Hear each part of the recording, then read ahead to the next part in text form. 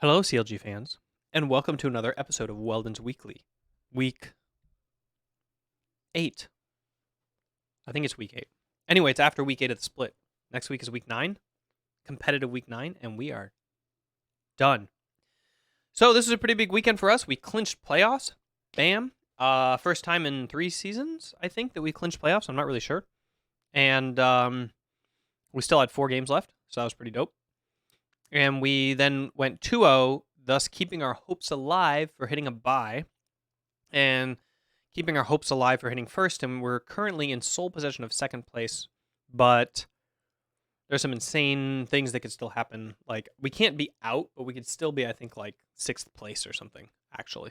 It's pretty nuts if we lose both games. So it could be pretty scary next weekend. And we're playing 2 really strong teams. We're playing Optic and 100 Thieves, both of which are very strong and very good.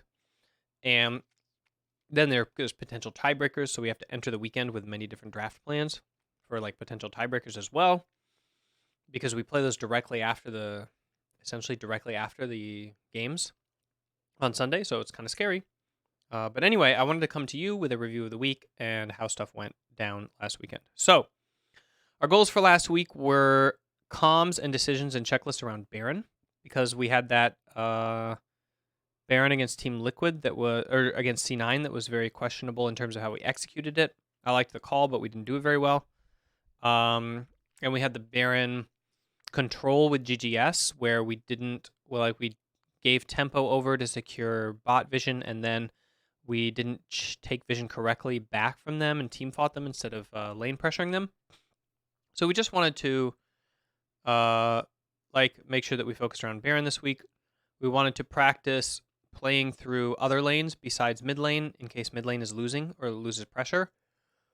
In terms of like how you get vision, not playing through them like to carry the game. I'm talking about getting vision in the river. And then how to handle getting knowledge of the first path of jungle when we have a weaker level 1, we can't get vision on them or we lose track of them or something, like as a team, recovering info about the jungler. So I would say around Baron, in terms of training, we didn't really get any training at it during the week at all because scrims were disastrous and we barely got through any early games. And when we did, it was generally a stomp, so we didn't get that much practice around Baron. But in performance, we did fantastic. We had pretty good Baron control in both games, and we even had the cool Baron sneak in the clutch game. I think it was clutch. Might have been. I don't even remember now. Yeah, clutch. It was clutch. We didn't so okay, there's that. For playing through other lanes beside mid in case mid falls behind, we did decently well towards the end of the week on that. And on stage, we ended up versus Echo Fox with a counterpick mid situation. So they counterpicked our mid pick and they picked a pressure lane. So then we didn't have pressure the entire game, and we were able to Power Vivo was able to get specific pressure on specific timings, like with his package that secured us objective after objective after objective going through mid. So I think that was like super cool. We didn't actually have to get vision through bot. Like Wiggly was able to just go through mid as usual, but just we did it when we had package. So way to go, guys. That was awesome. Basically neutralized their counter pick almost completely because we just let them have pressure except when we wanted to take an objective, and then we just went and took it with pressure that we got from package and from resetting. So it was pretty sick. Pretty well played. If you watch the VOD. And then as far as recovering info about the jungler in training, we were miserable at it, and on stage I think we tracked Mike like a bad habit. So poor Mike Young got the full brunt of CLG knowing exactly where he was and what he was doing and not giving him any play opportunities at all. Poor guy.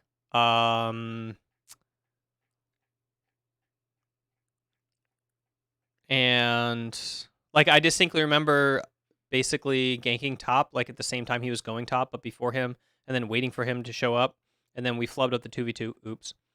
But whatever. And then taking Dragon when he couldn't actually contest it because of tempo, and then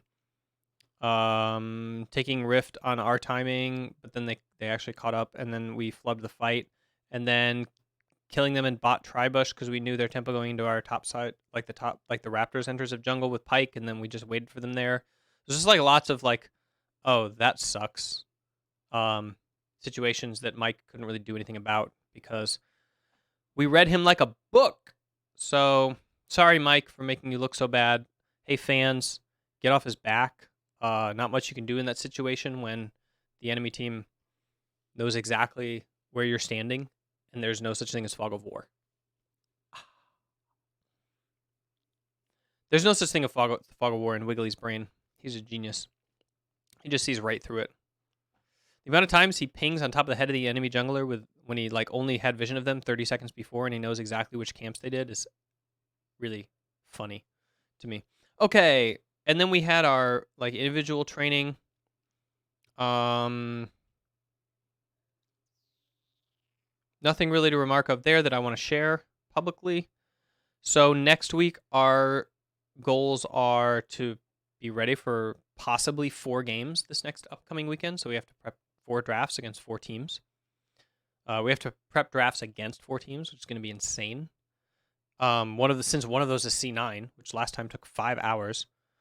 We want to continue with the whole like, what if our mid laner dies, or what if we get counterpicked mid situation, so that we can take vision of Herald and Dragon areas like pretty cleanly through other lanes, that we sync up how we want to do that in every single situation possible, that we just train it in a lot of situations so we know what it feels like, because there's a lot of different ways to do it. You can go through try, you can have a support group, you can get a timing through mid by pushing bot and then just like reset and come back through mid. You can swap lanes, you can use TP advantage, you can have a shift timer from top. Like there's just a billion different ways to do it, and we should just always be practicing it. It's a fundamental that could happen in any game.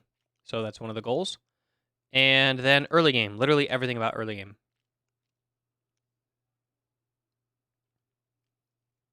Our early games sucked last week in training. On stage, they were fine.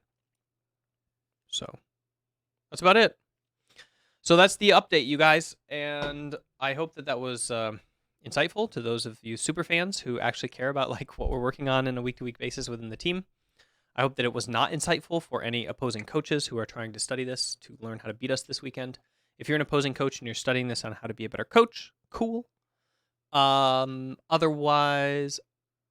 I'll see you next week. Not much to go through here. If you want to watch the reviews, be sure to check out Twitch, where I review them live, twitch.tv/MyGamesWeldon, or check out my YouTube channel, where I will post them up after I'm done. I am not going to review Clutch Gaming or Echo Fox games.